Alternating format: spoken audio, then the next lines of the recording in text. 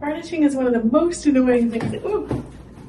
And I've tried so many different ways of varnishing a painting, and they're making varnish better than they used to, but I've actually totally had experiences where I put the coat of varnish on, but I brush it for too long and it starts to get like sort of like foggy, like murky. Like it actually puts a like not totally transparent layer on my surface of my painting, or you know, I've varnished and I've gotten way too big of brush strokes like in the varnish, and like it's so stressful because there's so many things that can go wrong. But yeah, they're making varnish so much better than they used to. I've discovered that right now, like truly the best one is GamVar. For a while I didn't like it for various reasons, but now I do love it. And for me, I like the satin finish. I don't really like a super glossy finish, but that'll be like each artist's personal preference. So, you know, in order to varnish a painting, you'll basically need to choose your varnish of choice. And this is what mine looks like here, the GamVar. And I like to have some paper towels, definitely some gloves, a nice big soft synthetic brush, and of course a painting to varnish. Okay, so I start with a paper towel, just kind of wiping the surface of the painting first, just to make sure that there's no dust in it.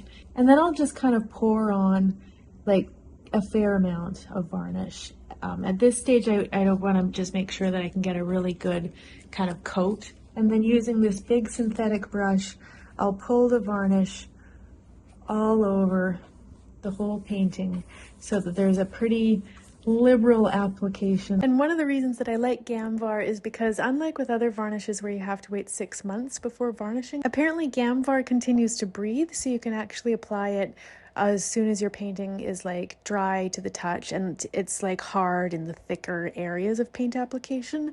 So since I use Walnut Alkyd medium and Gamblin solvent-free gel in my painting process, and those both speed the drying of the oils, I can usually varnish a painting within a few weeks after. And if you're using other mediums like linseed oil, it might take a little longer. And initially I've brushed it, you know, vertically across the painting, and now I'll brush horizontally. What I'm going to do, I don't know if you can really see, you can sort of see it actually. In this area down here, because of the lighting, you're able to see that you can kind of see the horizontal strokes. And that's something that I don't like. Like, I don't want the direction of the strokes to interfere with the actual, you know, reading of the painting. So next what I'll do, and I've kind of invented this out of desperation, is I'll take a paper towel and and you have to work quickly, but I'll kind of take the excess now of the varnish off of the painting, so there just isn't quite as much of it. And then I'll use my brush again and kind of lightly, like, brush in no sort of particular direction, like sort of just a little bit of a varied sort of direction, and just using little strokes. This is what I do. I wonder what everyone else does. Definitely leave a comment.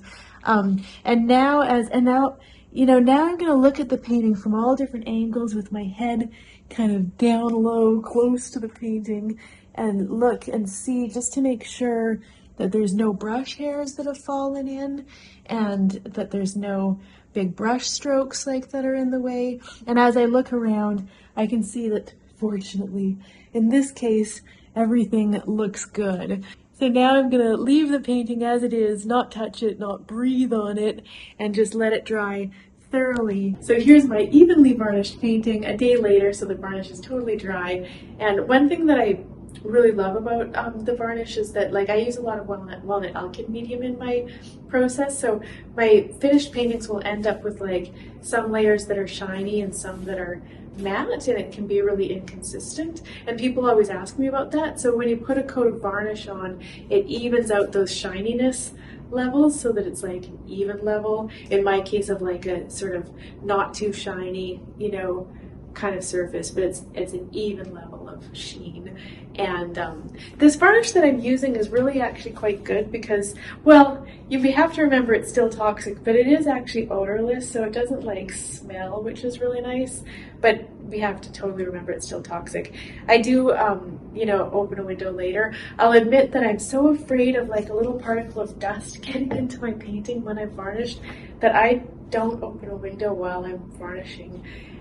Because I really am afraid. You don't want to get hair or like dust or anything into that surface level of varnish. You'll notice my hair is put up. You just want to be like so careful, but I'll definitely open the window, wide open as soon as it's like mostly dry. And actually one other thing that's really useful to know is that if you do ever completely mess up a coat of varnish on a painting, you can remove the varnish. You can use turpentine or odorless mineral spirits, which is what I use, and you basically like soak cloths of like soak blue shop towels with odorless mineral spirits and lay it all over the surface of the whole painting and let that really like absorb into the varnish, and then you can kind of wipe it off and the varnish comes off, and the rest of the layers of paint don't, which is actually why it's important. Some artists use varnish in their medium, like as within their painting process, like built right into the painting. But what I've heard is that's actually not the best thing to do, because down the road, some museum archivalist might want to remove the layer of varnish, and apparently if you've used varnish in the actual paint, as a medium mixed with your paint, then some of the paint can come off. But actually when I've done it, and I don't use varnish within my paint, just the layer of varnish comes off, and it's like a really big relief. And yeah, so it's really good to know that is always an option. It's like not one that I would ever want to have to do again, but luckily it is an option for those of us who need it. So that shows you how I choose to varnish my paintings these days. Leave a comment about your favorite varnishes and your favorite strategies around this difficult issue of varnishing.